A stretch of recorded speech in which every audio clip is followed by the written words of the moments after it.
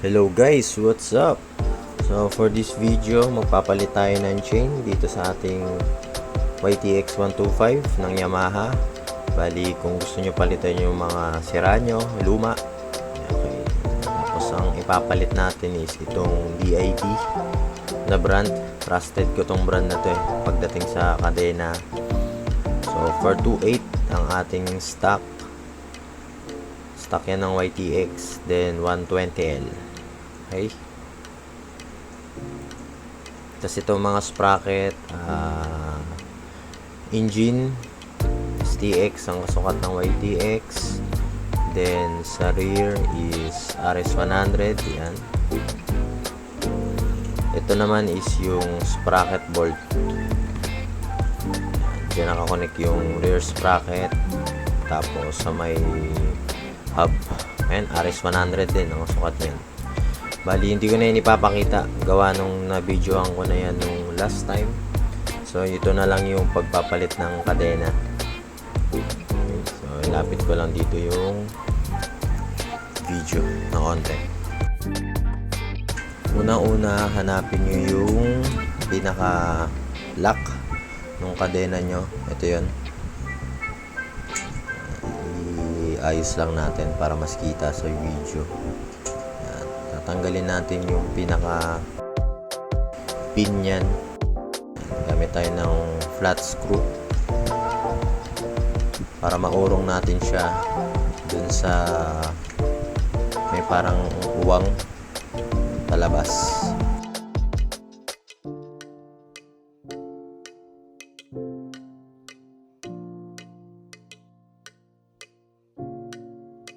So, pag naalis na natin yung pin,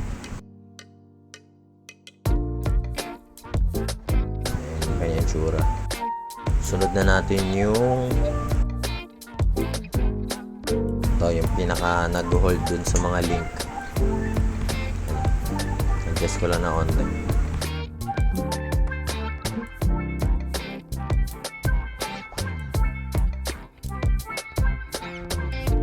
Pwede nyo na itulak yan ng ganyan. Sikwatin nyo na lang yan sa likod para mahugot. Okay.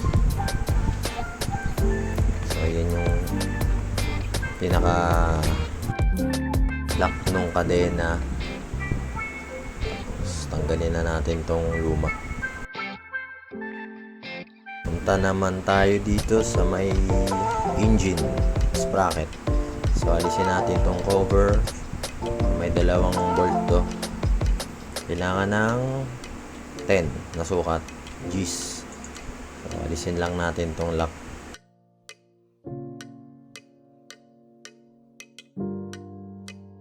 Pag naalis na natin tong pinaka-cover, ayan, may kita nyo, napakadumi.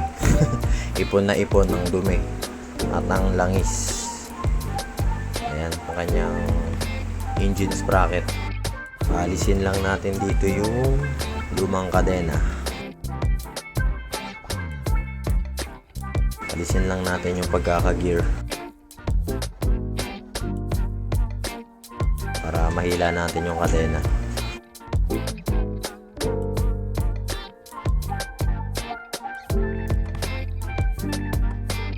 Yan. Okay na.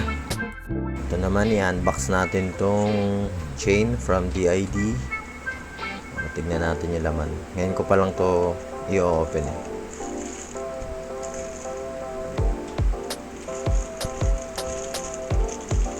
So ito yung kanyang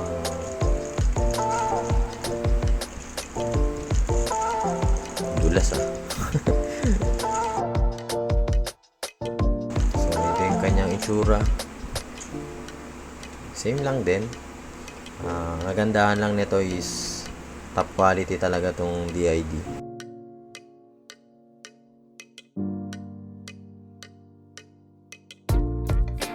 So, ayan yung kanyang roller chain. Okay. Bali, line up na natin tong chain sa rear sprocket. Iikot lang natin yan dito.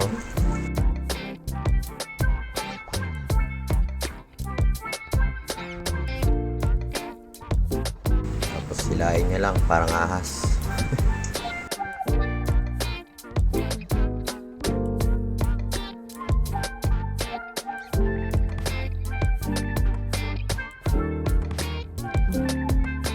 Tapos dito naman sa may engine sprocket, ikot lang din natin yan. Make sure na hindi nakagiring para dire-diretso yung katulad yan, naglalak. Yan.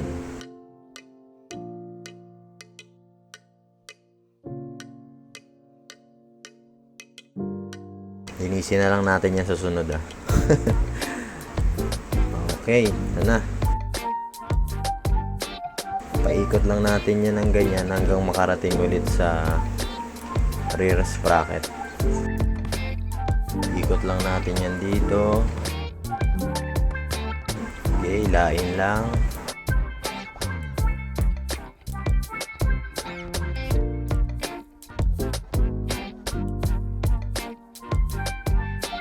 Kung mapapansin nyo, yan, dyan sa rear sprocket natin, sobra siya ng isang link. Kasi nakalimutan ko nga pala sabihin sa inyo, yung ating rear sprocket is 42T. 42 na yung sukat. Nagpababa tayo from stock na 45. Pero kung naka-stock pa kayo 45, sakto yan, 120L. So ang gagawin natin dyan, dahil sobra nga siya ng link, babawasan. Pero tong pagbabawas, hindi ko muna ito ipapakita.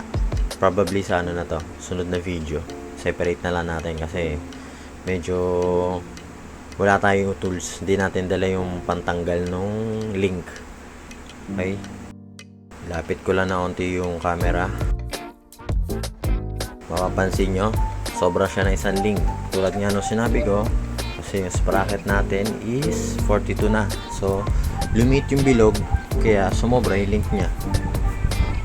Ganto ko na lang muna para mapakita sa inyo yung kung paano siya ibabalik. Paano natin mababalik yung lock niya. Okay?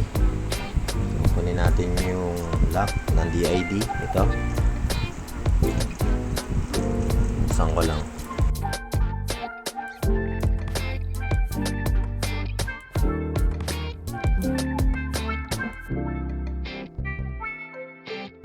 Lagay natin yan dito sa may likod.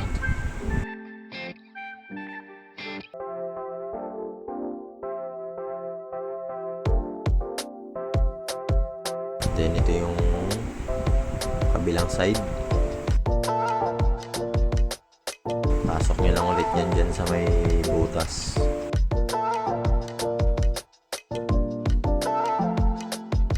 Then kapag napasok na, ito na yung pinaka lock nya.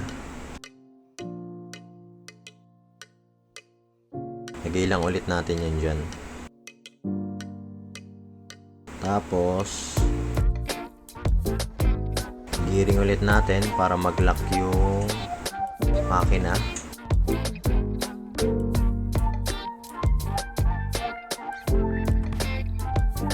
Bali, tutulak natin yan.